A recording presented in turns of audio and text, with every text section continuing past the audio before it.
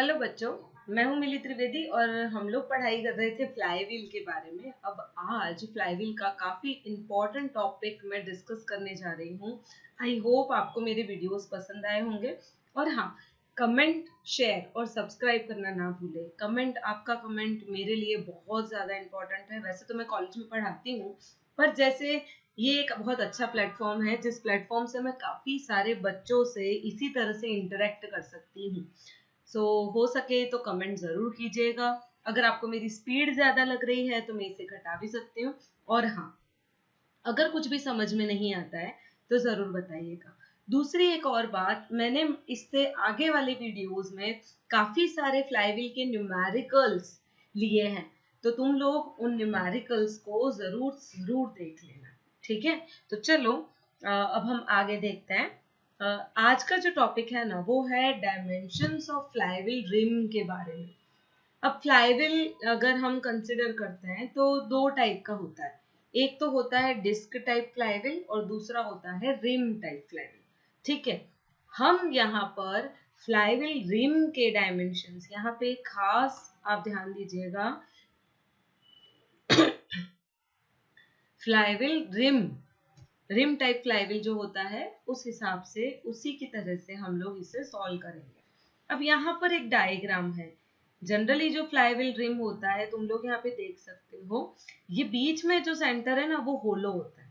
ठीक है, ये जो बीच वाला पोर्शन है वो होलो होता है और थिकनेस इतनी होती है, तो यहाँ पर थिकनेस बता दी जाती है P।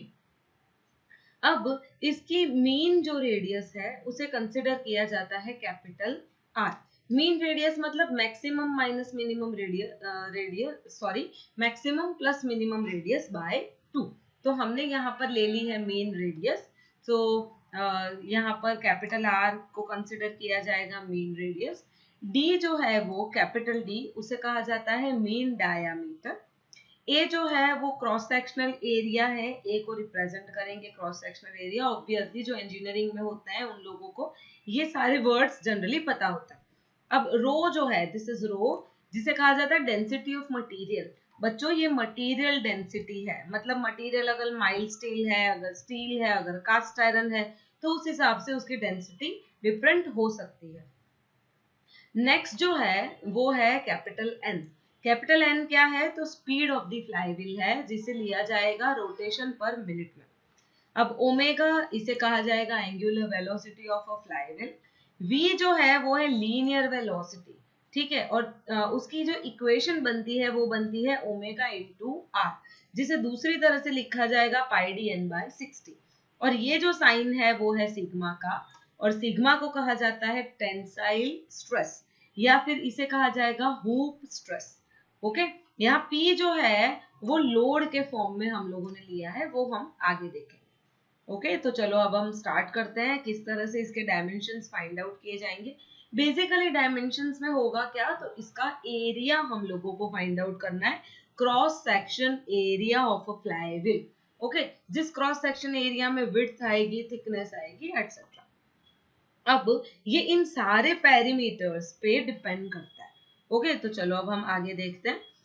जनरली इसको सॉल्व करने के लिए हमें क्या करना पड़ेगा, तो ये जो पूरा जो फ्लाईव्हील है ना, अब काफी बार इंजीनियरिंग में यही होता है, पूरे एक ऑब्जेक्ट को हम स्टडी नहीं करते।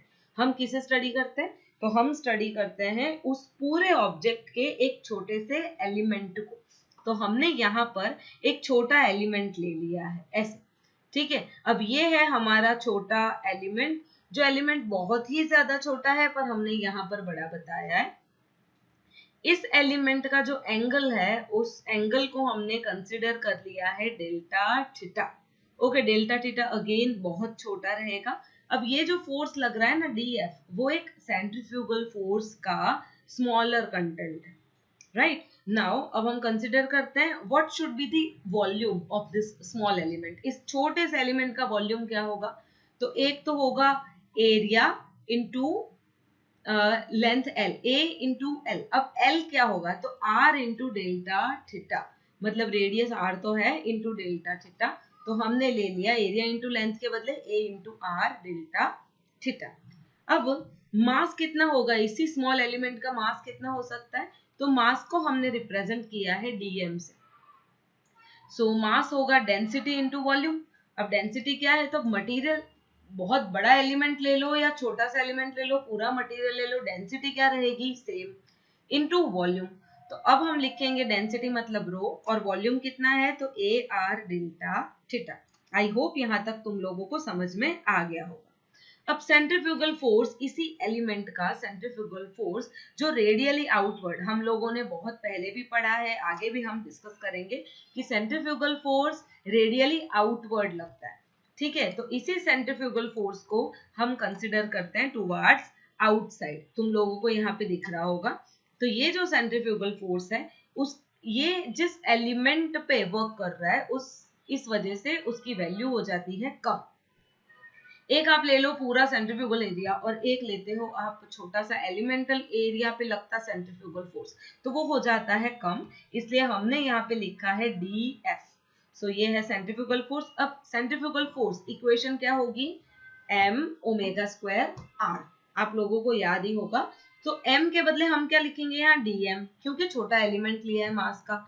ओमेगा तो अब छोटा एलिमेंट लो, बड़ा लो, ओमेगा तो एज इट इज वही रहता है, रेडियस भी सेम रहती, इस वजह से dm omega square into R. अब dm की वैल्यू क्या है, तो ये है rho A R delta theta. So finally हमारे पास इक्वेशन बन जाता है rho A R square omega square delta theta. तो ये हो गया हमारा centrifugal force on the small element of the rim. अब हम कंसिडर करते हैं vertical component of this rim. अब तुम लोग यहाँ पे देखो, ये लग रहा है सेंट्रीफ्यूगल फोर्स। अब अगर यहाँ पर मैं एक्सप्लेन करूं, तो ये है हमारा सेंट्रीफ्यूगल फोर्स DF। अब ये कितने एंगल पर लग रहा है, ऑब्वियसली डेल्टा थीटा एंगल पे लग रहा है। उसके दो कंपोनेंट होंगे, एक होगा हॉरिजॉन्टल कंपोनेंट और दूसरा होगा वर्टिकल कंपोनेंट। अब यहाँ पर अगर ये थीटा है वैल्यू, हॉरिजॉन्टली अगर ये थीटा वैल्यू है, तो वर्टिकल क्या होगा, DF साइन थीटा। ठीक है, तुम लोगों को यहाँ पे दिख रहा होगा, this angle is theta. Theta angle पर हमने एलिमेंट लिया है। अब एलिमेंटल एंगल डेल्टा थीटा है, पर ये एलिमेंट इतना छोटा है कि हम इस थीटा को कंसिडर कर सकते हैं। ओके, सो वर्टिकल कंपोनेंट लेना है। सो वर्टिकल कंपोनेंट क्या हो जाएगा, DF साइन थीटा। तो हमने यहाँ पे लिया है DF sine theta.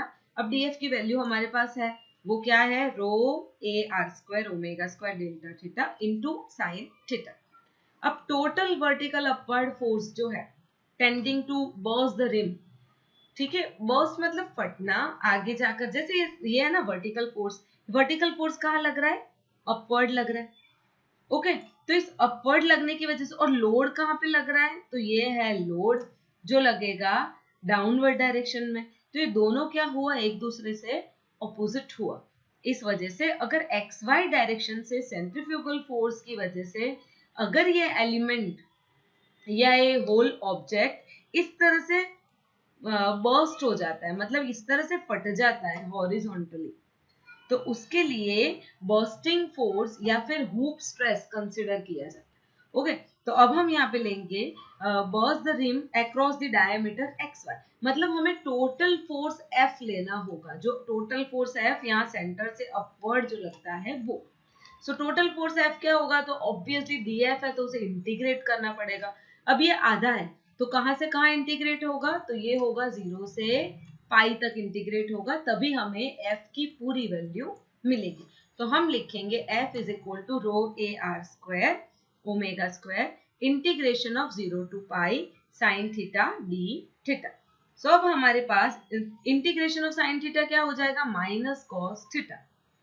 Finally 0 to pi से इसकी अगर हम लिमिट लिखते हैं तो हमारे पास वैल्यू आती है rho A R square omega square. Now चलो अब हम इसको थोड़ा आगे देखते हैं, इसे कंपेयर करते हैं। अब वर्टिकल अपवर्ड फोर्स जो है ना, मतलब हमें मिल गया ये फोर्स F। ओके, और डाउनवर्ड फोर्स कितना है, तो ये है P जितना, मतलब 2P इज इक्वल टू क्या होगा, स्ट्रेस की वैल्यू, तो वो हो जाएगा 2 सिग्मा A। अब ये जो P है ना, ये जो सेंटर फोर्स P, इसे हमने ले लिया है F जितना, सेंट्रीफ्यूगल फोर्स F जितना। तो हम लिखेंगे 2 into rho A R square omega square is equal to 2 sigma A। इसी तरह से हमें सिग्मा की वैल्यू मिल जाती है which is rho R square omega square. अब R omega is equal to V, तो हम लिख देते हैं rho V square. So V is equal to sigma by rho. मतलब इस केस में क्या किया, सेंट्रीफ्यूगल फोर्स जो है force F is equal to हमने क्या ले लिया पी। तुम लोगों को अब ये चीज बड़ी आसानी से समझ में आ जाएगी अगर तुम ये पॉइंट ध्यान में रखोगे तो। अब फाइनली मास क्या होगा, तो मास होगा वॉल्यूम इनटू डेंसिटी। वॉल्यूम क्या है, तो पाई डी ए, और डेंसिटी क्या है रो। सो फाइनली मास की वैल्यू हमें मिलेगी pi D A into rho. So area क्या मिलेगा, m upon pi D rho. और सिमिलरली अगर एरिया ए, अगर क्रॉस सेक्शन एरिया है तो क्या हो जाएगा b इंटू टी। बी क्या है विड्थ और टी क्या है थिकनेस। तो बच्चों मुझे आशा है तुम लोगों को मेरा ये लेक्चर बहुत पसंद आया होगा। अगर कुछ भी डाउट हो तो मुझे जरूर बताइएगा। Thank you so much. और हाँ, सब्सक्राइब करना ना भूलें।